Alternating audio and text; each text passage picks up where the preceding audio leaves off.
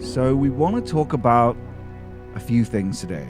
One is how you verify and see that mystical, gnostic, and magical experience is valid and true. I saw on the podcast Whatever, where Andrew, the debater, the Orthodox debater, was talking with a woman who calls herself a pastor or something, and she was talking about how the Holy Spirit is speaking to her and such, right?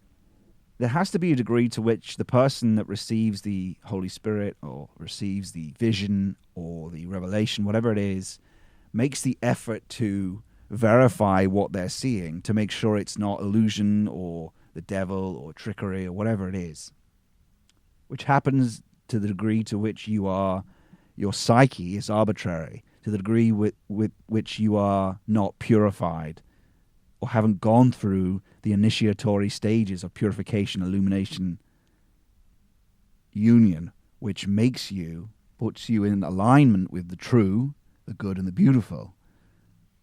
It can be the whore of Babylon. It can be illusory because people really want peace at any cost, right?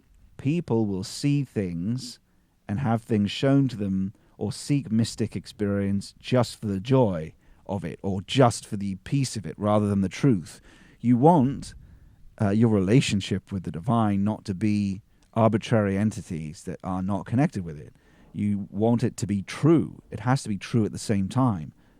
We're not after re-enchantment just for the sake of recovery of meaning, because that's what cultists do. That's what all these New Age cultists were that emerged. They're not aligned with the true, and they end up being parasitic, which is what happens with some of the Gnostic, post-Christian revelation stuff that popped up. That isn't to say, though, that Gnostic, to know the cosmic logos directly, isn't a good thing. It just needs to be very careful of. There is an epistemology of, there is a Hermetic, philosophic, Christian Hermetic philosophic epistemology that goes with it. With this, you can't apply a scientific epistemology. An epistemology, what does that mean? It means criterion for truth. What's your criterion for truth? In a scientific sense, the criterion usually is philosophically, it's either idealism or realism, and idealism, whose idol is consciousness, or lifting up the mind to the absolute, their ideal is the coherence theory of truth, that it's the degree to which all the ideas cohere together, and the object to them is just the concretization of the subject of knowledge.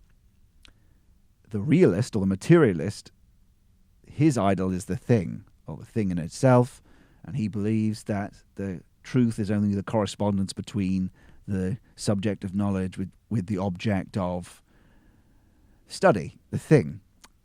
But the trouble is, as we know from quantum mechanics, is that both the thing and idealism, as we've discovered with Heidegger and all these things, is that reality is correlational. Subject is object, object is subject, and subject has an effect on the object via belief, non-physically, acausally.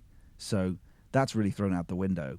But the point is, the way science verifies the facticity of these experiences, verifies the facts of these experiences, is through inference, through induction, rather.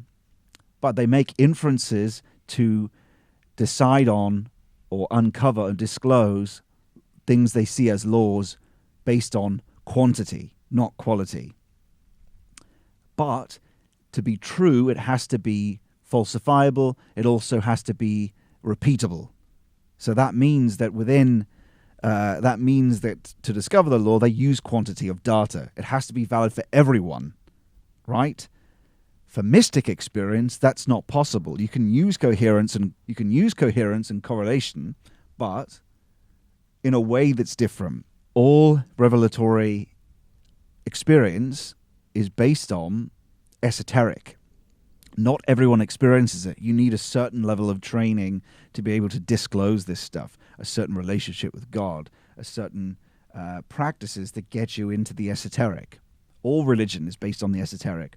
All religion and revelation itself is only understood, it's disclosed by a certain few people and then given to the rest of humanity. So you can't use quantity to disclose that. And so what do they do? What do you do?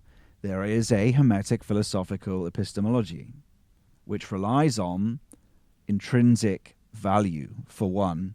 In a sense, it's like the five senses. So you've got sight, touch, smell, heat, all those together, sight, hearing.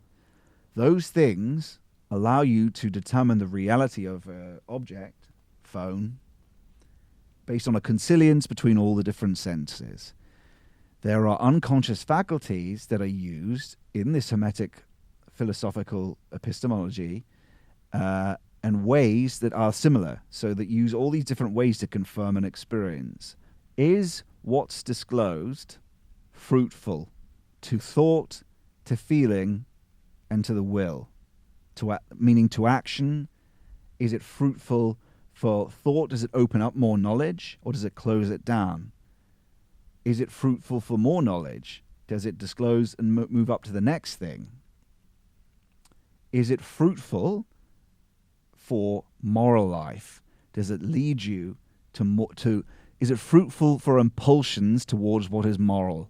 And so this disclosing truth, the vision of whatever it is, does the accepting of it being true lead to less sin and more morality? Does it cohere with other esoteric knowledge from theology and other mystics of such experiences? So that's where coherence comes in. Does it align with, does it have the magical sense, in the sense is it fruitful magically for the rest of experience? Is it, does it bear fruit for the rest of your life? Does it make you more healthy, basically? Right? So that's where you're using the, similar to the correspondence that's used in materialism. You're saying, how does it apply to experience? Does it work? Does it have a heuristic value, basically, to thought, to feeling, and to the will, in the sense of, does it benefit all these other aspects of your life? And so as it slots in a truth that you've disclosed from something, even an interpretation from revelation, something that's come to you mystically, or an inspiration, revelation that way. And so these are intrinsic value. You're determining its intrinsic value. Outside of that, you can, like I said, you can see how it coheres with other revelation. Then you're going outside yourself. And so what you do then is compare these experiences to the experience of those who you would trust as much as you trust yourself, that have health, morality, and all those qualities we just mentioned, the fruitfulness of thought and value and knowledge that you've determined to have all those different things. Then you even have a higher sense of certainty. And what that really gives you, because it's going to have a degree to which it feels true. For it to be true knowledge, it has to also simultaneously be good and beautiful, right? Because divine knowledge, something higher, has those qualities that go along with them. They have I'm the way, the truth, and the life. The true way has truth and life with it, right? It bears fruits in those different domains. So they're always going to have those multi-aspects. And so you'll have a sense. You have those senses that are actually unconscious, that awaken through concentration without effort, and using monastic silence and meditation to develop these senses, the moral sense, intuition, the mystic sense, the magical sense, the gnostic sense, and hermetic philosophical sense. So all those things together you use to form a consilience to determine something's intrinsic value.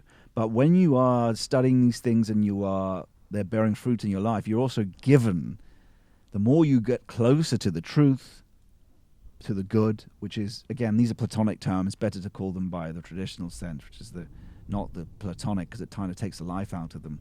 As you get closer to the truth, closer to the way, closer to the life, You become those things. So intrinsically, they just have a truth value, and they will become more and more certain. Certainty is given to you. It's like a substance having the truth, having the good, and all these, as you become more like Christ, for instance, right? So you have authority when you develop this. To have authority is to be capable of, and to know. And so those things are done through this process as a personal certainty, as a personal epistemology, because you can't quantify it using experimental apparatus. It's always through experience and a fact, but it is a mystical fact.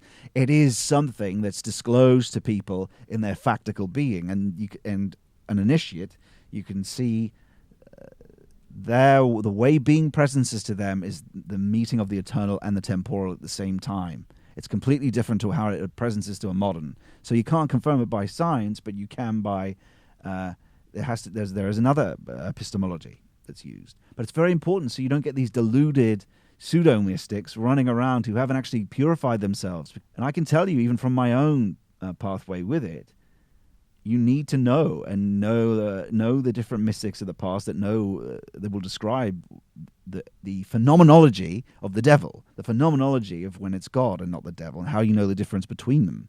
The people that really know what they're doing and that have really put the time in, even people like Jung, they're very rigorous in being careful. And that's why the Pythagoreans ascribed 5 years of silence before anything was talked about, before anything was asserted. So they really knew it was true before they spread it or gave it to other people.